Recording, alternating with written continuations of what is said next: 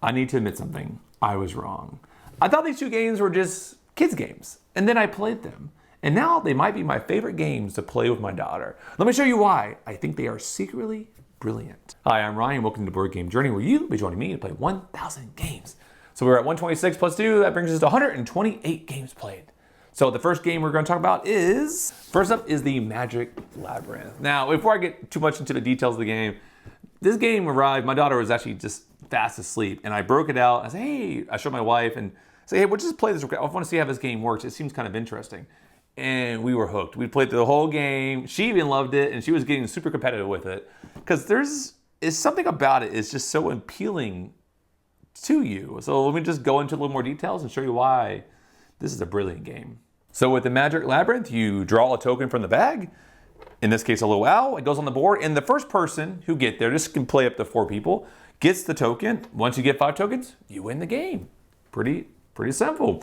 I'll show you how it works. So in this case, say I rolled a 3 with the dice. I would have 3 movements. So I can go 1, 2, 3. I got a point. You might be thinking, Ryan, that looks pretty easy there. Well, what you didn't see is off camera, I went up first, and then went up again, and then I lost my ball bearing marble at the back. Because these characters have ball bearings attached to them, and they can come off if you go the wrong direction, because underneath this board, there is a hidden maze that you're trying to navigate through. And this is what makes this game super interesting, because you can redo this maze to be infinite amount of combinations for the most part, right? Things are everywhere. The board's spun around. You don't know what's facing where. And trust me, when I was playing this first with my wife, we were like, okay, this way. Oh, okay, go back to the beginning. Because every time you mess up, you have to go back to the beginning. But now I know there's a wall here, for instance, right? So, or the wall was there. So now, okay, wall's there. Okay, now I go, maybe there's a wall here, and there's a wall there. So now you're constantly keeping track. But just like another game I play, Wandering Towers, the same thing. You think you know where your little wizards are until you don't. And this is very similar. So it's fun. And then when I introduced my daughter, she was having a great time. Even for kids, I mean, you could almost just not have them have the ball bearing if they're really young, like my daughter's pretty young. And they're just rolling, just trying to get there. And then as an adult, it is a legit challenge now. Because she can just move freely without any consequences, but limited to the dice rolls. And now I legitimately have to try to get there before her. So what a way to it's not in the rule book that way, but for me, it's a nice way to level set the challenge a little bit. I know this game is made for kids, but I would say equally plays as well with adults. And the first few times I have played just adults. I think that memory component adds this challenge where they might be like, oh, this is simple, Ryan. It's so simple. And then they get that first drop where they go, boom, clunk. And now they're like, oh, okay. And now the competition's on, especially if you get up 2 points to 0. They're trying to catch up. First to 5 wins. This just has all the right stakes, all the right tensions. This game is just such a clever. I mean, look at this. It's just a clever design. I love it. I love this game so much. Yes, fantastic.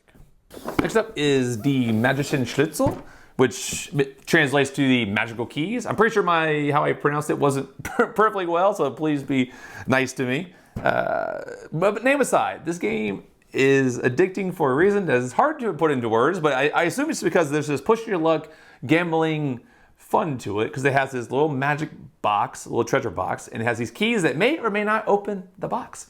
And it just scratches some primal itch, because I just love playing it. My daughter enjoys it, but so do I. So a little overview of the magical keys. It's essentially like a push your luck type game that has real consequences, which we'll go through right now.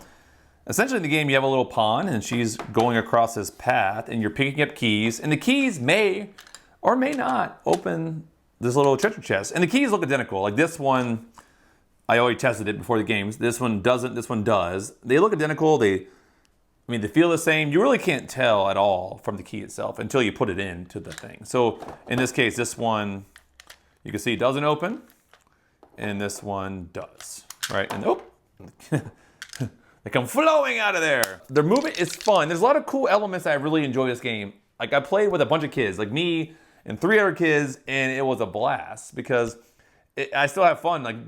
It's just like other games that you play with Push Your Luck. You get these big yes, and you get these ha, and then it's just fun. It's nothing too personal. We'll go through right now. So you roll the dice. In this case, the dice either have movements on them or these Z's. Because, like, you know, if you get too many Z's, the princess falls asleep. So in this case, I got one Z and a 4 and a 1. So I can choose either to move 1 space or 4 spaces. I'll just move 4, 1, 2, 3, 4. Now I can stop here. My turn ends, and I can open the chest. Now it tells you right here on the board, like this first few keys give you two potential jewels. The blue gives you 2 jewels. The green gives you 3. The yellow gives you 4, and then the last golden key, which is guaranteed to work, there's only one of them, gives you 5. So depending on how far you want to go, that's kind of the thing. I think there's 1, 2, 3, 4, 5 keys. I believe it's 3 keys work, 2 don't. So that's your odds. You're kind of like 2 out of 5 chance of not getting it, right? So in this case, I might as well keep going. Now, if I roll 2 Z's, I'd get nothing. So I got a Z and a 4. So now every time you lose the dice goes out of play.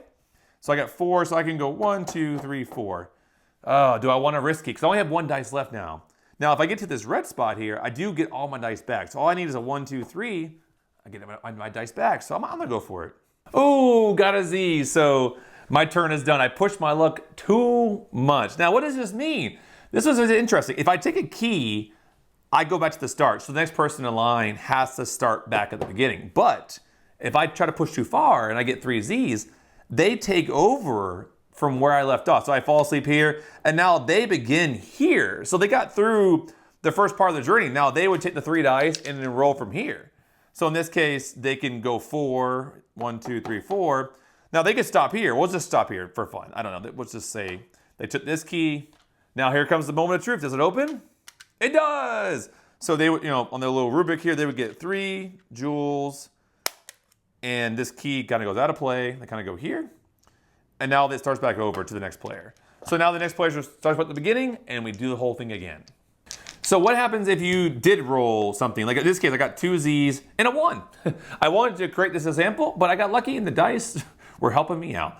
So in this case, if I get the 1, I get this key, which we know doesn't work. We'll test it again, just make sure. Aha, yep, doesn't work. Now in this case, I like this twist because you keep this key. It doesn't work, but you get to keep it and you get to cash it in later. So say for instance, I'm like down to this spot of the board and I have 2 Z's. I have my last dice. I'm like, yeah, man, I really just want to keep going. So I can cash in this key and I can actually get my dice back.